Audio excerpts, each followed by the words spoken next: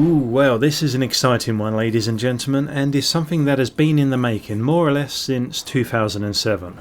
Now, I have to start by saying that this is becoming increasingly more evident. I am very pleased to say that not only is 2024 shaping up to be a fantastic year for the horror genre, especially if we appreciate the gathering interest in Alien Romulus and the Robert Eggers Nosferatu remake, as well as many other highly rated horror flicks, some of which are already hitting our screens as I speak. However, this blessing may very well extend into 2025 as well, if we are to acknowledge Guillermo Del Toro's upcoming Frankenstein film as being perhaps one of the more noteworthy titles that is set to release around the Halloween season next year. I can imagine that with all the intriguing horror films headed our way very soon to keep us occupied, I don't doubt that Frankenstein will creep up on us very quickly. And for that reason, I just wanted to try and cover all the information we have thus far and attempt to persuade you into becoming as hyped for this as I am. Yes! Firstly, it always excites me when I hear that such an accomplished director who has already proven themselves talented are finally ready to create their dream project that has existed and been building in their thoughts for many years. A film, according to Guillermo, he was unable to make until this moment in time, either due to a lack of experience, resources, or industry knowledge. In fact, Guillermo himself said this: "It's a movie I've been wanting to do for 50 years since I saw the first Frankenstein, and I had an epiphany, and is basically a movie that requires a lot of growth, a lot of tools I couldn't have done 10 years ago, 20 years ago. And now I'm brave or crazy enough or something, and we're going to tackle it." It gives me a lot of hope when I hear this and forces me to marvel in wonder at the possible size and scale of this upcoming project. Robert Eggers said something similar when discussing his Nosferatu remake. He also emphasised a lifelong ambition to make this film and openly admitted that it could not have been possible until now to do so for similar reasons. I don't know about you guys, but this makes me exceptionally curious and intrigued. You know, that familiar warm feeling of cinematic excitement once again. So before we begin with some basic information about the film's story, setting and location, it's important to know that this project has been on and off the shelf more times than a politician changes their stance during an election year, since it was initially announced back in 2007 and then was recently revived by Netflix, with the solid intention of Del Toro fully helming this film, as he had already signed a multi-year deal with the company to produce projects for. Therefore, Del Toro is directing this picture and has full writing credits alongside Mary Shelley, which was a nice touch I thought, and a great way to show respect to the source material on popular sites like IMDb. Now, for anyone who doesn't know, Mary Wollstonecraft Shelley was an English novelist who is best known for writing the Gothic novel in question, Frankenstein, also known as the modern Prometheus because, much like the sacred fire gifted by Prometheus to humanity, Victor Frankenstein's science would give humans what had once belonged only to the gods, immortality. Another analogy that befits a story very well would be how Victor's monster signifies liberation from its creator. The novel was written in 1818 and is considered one of the earliest examples of science fiction. Assuming that the story of Frankenstein is largely known to most people, if I were to hazard a guess, then I think we're all keen to know what events will take place in Del Toro's adaptation and how true it will or will not stay to the source material. He has stated that the film will not be a direct adaptation of Mary Shelley's novel, but rather a horror adventure story that involves the creature. The current synopsis of Del Toro's Frankenstein, although brief in summary, is this. Set in Eastern Europe, back in the 19th century, we follow the story of Dr. Pretorius, who needs to track down Frankenstein's monster, who is believed to have died in a fire 40 years before. Dr. Pretorius must discover the monster in order to continue the experiments of his former pupil, Victor Frankenstein. So who is Dr. Septimus Pretorius, I hear you ask? Well, although his name sounds much like an offensive Harry Potter spell, he is in fact a character who made an appearance in the 1935 film adaptation named Bride of Frankenstein. Pretorius was loosely based on the monster's own personality from the original novel. His characterization was in essence full of sinister qualities, while he also brought some dark humour to the film as well. Through his genius and underlying madness, he also delivers the famous toast to a new world of gods and monsters. It was Dr. Pretorius, a professor of philosophy at the University of Ingolstadt in Bavaria, Germany, who had first led Frankenstein down the unholy path of returning life to the dead. Just to add an interesting side note as well, Dr. Frankenstein was renamed Henry for the movie because it was decided that Victor would sound too severe and unfriendly to American audiences at the time. Okay. So it sounds like he'll be exploring elements seen and not seen in previous adaptations of Mary Shelley's trailblazing novel, all the time revolving around the centralised theme of what made this story so important in terms of the question of what it is exactly to be a monster, the nature of beauty, and the monstrous acts that mankind can commit, whilst keeping the core foundations of the story intact. One possible narrative that some of the set photos strongly hint at is the story arc and viewpoint of the character Captain Walton, who meets the infamous scientist and his monster during a voyage to the Arctic in hopes of expanding scientific knowledge. Walton's encounter with the creature and Victor is told through a series of letters sent home to his sister that describes a harrowing tale of sadness and discovery.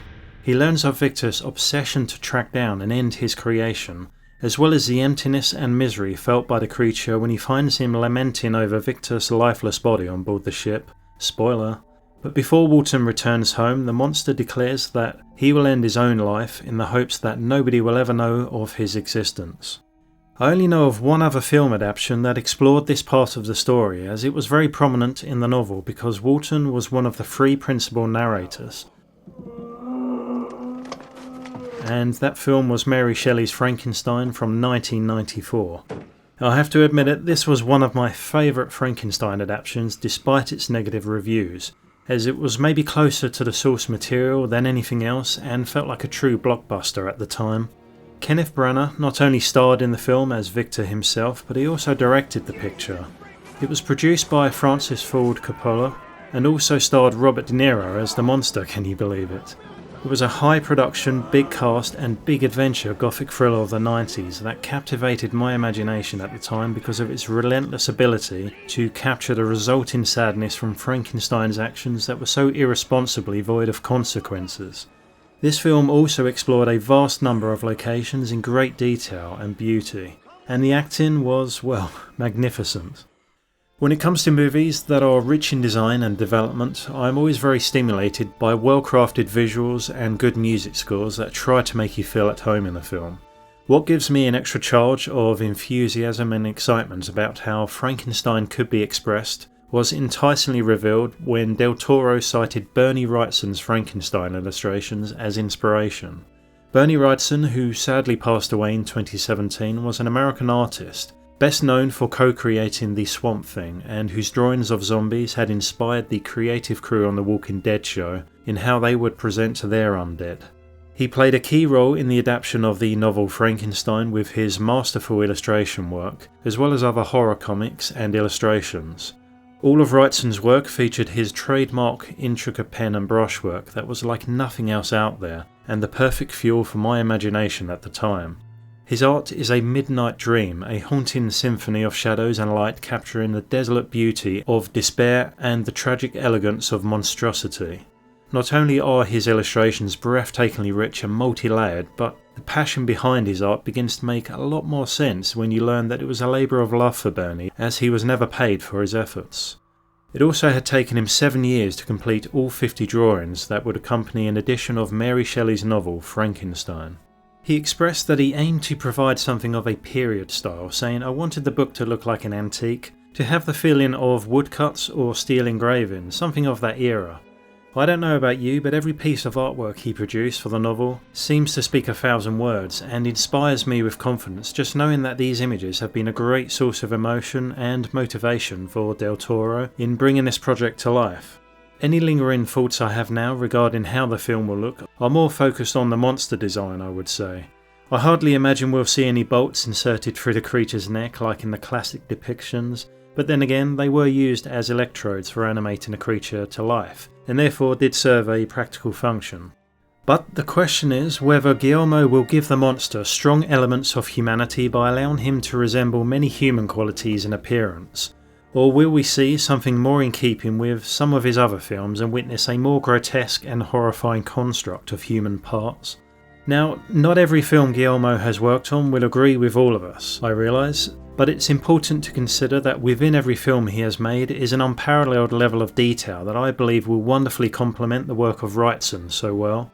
Although there are very few images and set photos available, we can already see some of this keen eye for detail start to emerge in a few photos here.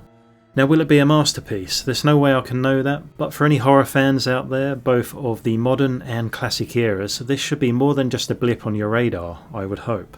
So if by now you're still demanding more good news and reasons to get excited, well, that's easy. Let's talk about the cast, shall we? Just to remove any confusion regarding Andy Garfield first, however, he was set to play the monster but was later replaced due to commitments to Martin Scorsese's film by the actor Jacob Elordi from Saltburn and the series Euphoria. But Oscar Isaac will be bringing to life the Doctor himself, Victor Frankenstein. I see no cause for concern here as his abilities are well suited to this particular character if we remember his performance in Ex Machina, which in both intentions and story has many significant similarities, I might add. Mia Goth, who has made quite a name for herself in the world of horror recently with the A24 films Pearl and X. She will be playing Frankenstein's love interest, and any information past that unfortunately is very limited. In fact, many of the remaining actors have next to no details on who they will be playing as of yet, but I can tell you what other big names have been cast in the film, and there are some staggeringly great actors in the list. We have one of England's national treasures, Charles Dance, enlisted. Christopher Waltz, everybody's second favourite Austrian, next to Arnold of course, is even on board, and my guess is he'll be playing Dr. Pretorius, but that is purely speculation. Ralph Ineson, the man with one of the deepest voices in show business, is taking part in yet another top-tier horror film, as he seems to be involved in most of them these days, including the upcoming Nosferatu, ever since his earthy and realistic performance dazzled us in The Witch. Lastly, two other worthy mentions are David Bradley and Lars Mikkelsen. Lars is the brother of Mads Mikkelsen, if you were unaware. Both are tremendously fine actors and will bring gravity and authenticity to this picture. So there we have it, folks. Frankenstein is currently filming in Toronto, Canada, and should be set to release sometime next year, possibly around the Halloween season, as I said. It's a Netflix production, but will no doubt have a cinematic release. I would personally prefer this with the larger productions, as I'm sure the film's cinematography will require you to see it on a big screen.